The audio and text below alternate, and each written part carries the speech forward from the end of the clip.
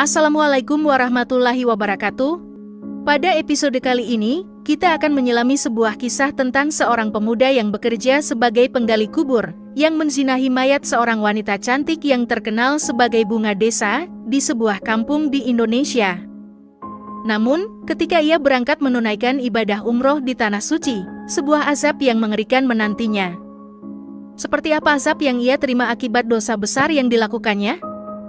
Tonton video ini sampai habis agar tidak sesat. Rahmat, seorang pemuda dari desa terpencil di pelosok Indonesia, telah mengabdikan hidupnya sebagai penggali kubur. Sejak remaja, ia sudah terbiasa dengan bau tanah dan kegelapan liang lahat.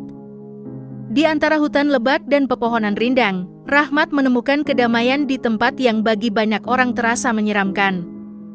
Bagi Rahmat, setiap kuburan yang ia gali adalah sebuah perenungan tentang kefanaan dan makna kehidupan. Semua yang hidup pasti akan mati, pikir Rahmat, setiap kali cangkulnya menembus tanah yang keras. Kehidupan adalah siklus yang terus berputar, dari tanah kita berasal, dan ke tanah kita akan kembali. Namun, di balik ketenangannya, Rahmat menyimpan sebuah rahasia kelam yang menghantui setiap langkahnya. Pada suatu hari yang cerah, seorang saudagar kaya bernama Pak Haji Ismail datang ke desa tersebut. Ia dikenal murah hati dan selalu membantu mereka yang membutuhkan. Dengan senyum lebar, ia mengumumkan bahwa ia akan memberikan umrah gratis kepada beberapa orang yang dianggap berjasa bagi desa, termasuk Rahmat. Pengumuman itu membawa kegembiraan yang besar. Mereka yang terpilih merasa bersyukur dan terharu, termasuk Rahmat yang tidak pernah membayangkan bisa pergi ke Tanah Suci. Rombongan umrah berangkat dengan penuh harap. Selain Rahmat, ada Pak Haji Ismail sendiri, Imam Masjid Ustaz Hamid, Marbot Masjid Pak Hasan, dan beberapa orang lainnya yang dianggap berjasa. Mereka tiba di Makkah dengan hati yang berdebar, penuh syukur dan haru. Tanah Suci menyambut mereka dengan kemegahan dan kebesaran yang tak terlukiskan. Namun, tak lama setelah tiba, Rahmat mulai merasakan kegelisahan yang aneh. Saat orang-orang lain berdoa dengan khusyuk di dalam Masjidil Haram, Rahmat merasakan bau bangkai busuk yang sangat menyengat. Bau itu begitu kuat hingga membuatnya mual dan akhirnya muntah. Anehnya, orang lain tidak mencium bau tersebut. Mereka melanjutkan ibadah mereka tanpa terganggu, sementara Rahmat bergulat dengan rasa mual yang tak tertahankan.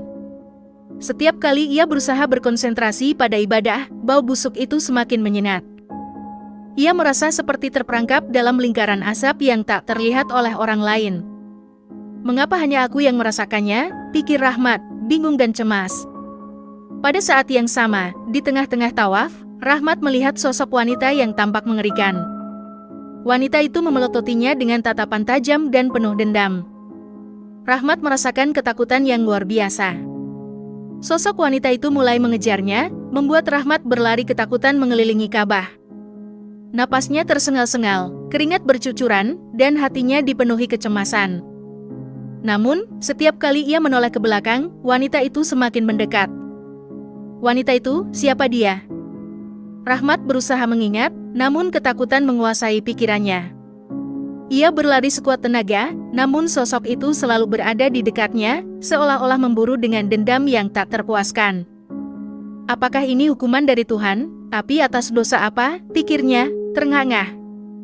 Di hari berikutnya, Rahmat merasakan sakit yang luar biasa di kelaminnya. Rasa sakit itu begitu hebat hingga membuatnya menangis kesakitan.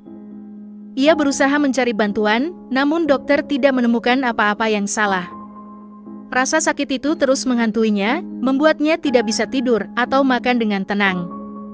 Azab yang dialami Rahmat tak berhenti di situ saja. Di malam hari, saat Rahmat tertidur di hotel, ia bermimpi buruk. Ia melihat wanita yang sama, yang memelototinya dengan penuh amarah.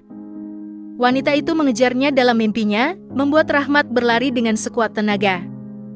Namun, tak peduli seberapa cepat ia berlari, wanita itu selalu berada tepat di belakangnya. Aku celaka, pikir Rahmat dalam mimpinya, apa yang telah aku lakukan? Wanita itu akhirnya berhasil menangkapnya. Dengan suara yang penuh kemarahan, wanita itu berkata, sungguh celaka engkau wahai pemuda. Apakah engkau tidak malu kepada Tuhan yang kelak membalasmu di hari kiamat? Pada saat semua orang dituntut balas, engkau membiarkan aku dalam keadaan telanjang dan berhadas besar di hadapan Tuhanku." Rahmat terbangun dengan teriakan, keringat dingin membasahi tubuhnya, dan air mata mengalir di pipinya. Kia yang tidur sekamar dengannya terbangun dan melihat Rahmat dalam keadaan yang sangat ketakutan. "Ada apa, Rahmat? Apa yang terjadi?" tanya Kia dengan suara lembut. Dengan berat hati dan rasa malu yang mendalam, Rahmat mulai bercerita. Ia menceritakan semuanya, mulai dari bau busuk yang hanya ia rasakan, hingga sosok wanita yang mengejarnya dalam mimpi. Ia juga mengakui dosa yang pernah ia lakukan di desa. Beberapa tahun lalu, Rahmat menyukai seorang wanita yang dikenal sebagai kembang desa. Wanita itu cantik dan baik hati, membuat Rahmat jatuh hati padanya. Namun, ketika ia menyatakan cintanya dan mengajaknya menikah, wanita itu menolaknya dengan halus. Suatu hari, wanita itu meninggal dunia akibat suatu insiden yang tiba-tiba. Sebagai penggali kubur, Rahmat bertugas menguburkan jenazahnya. Namun, malam hari setelah penguburan, dalam kesunyian, Rahmat kembali ke kuburan itu. Dengan hati yang dipenuhi nafsu, ia menggali kuburan dan menzinahi jenazah wanita yang pernah ia cintai itu. Setelah nafsunya terselesaikan, ia menguburkan kembali jenazah tersebut. Mendengar pengakuan itu, Kia yang awalnya prihatin kini menjadi marah. Ia merasa ngeri dan jijik dengan perbuatan Rahmat, namun ia juga sadar bahwa pengampunan adalah milik Allah. Dengan suara yang tenang namun tegas, Kiai berkata, "Rahmat, apa yang telah kau lakukan adalah dosa besar. Namun, kita tidak boleh lupa bahwa Allah Maha Pengampun. Bertobatlah dengan sungguh-sungguh dan mohon ampun kepadanya." Rahmat menangis terseduh-seduh, dan penyesalan memenuhi hatinya. Ia menyadari bahwa azab yang ia alami adalah peringatan dari Allah atas perbuatannya yang hina. Di depan Ka'bah yang megah dan suci, ia bersujud dan memohon ampun kepada Allah dengan segenap hatinya. Air mata membasahi pipinya saat ia mengucapkan doa yang tulus. "Ya Allah, Tuhan yang Maha Pengampun, aku datang kepadamu dengan hati yang penuh penyesalan. Aku telah melakukan dosa besar yang tidak layak diampuni, kecuali oleh rahmat dan ampunan-Mu. Ya Allah, aku memohon ampunan-Mu atas segala kesalahan dan dosa yang telah kulakukan." Rahmat merasakan ketenangan yang luar biasa setelah mengucapkan doanya, seolah-olah beban berat yang selama ini menghantui dirinya perlahan terangkat. Ia merasa bahwa Allah telah mendengar doanya dan memberikan kesempatan untuk memperbaiki dirinya. Setelah kembali ke desa, Rahmat menjalani hidup dengan penuh penyesalan dan berusaha memperbaiki dirinya. Ia lebih banyak beribadah dan membantu orang-orang di sekitarnya.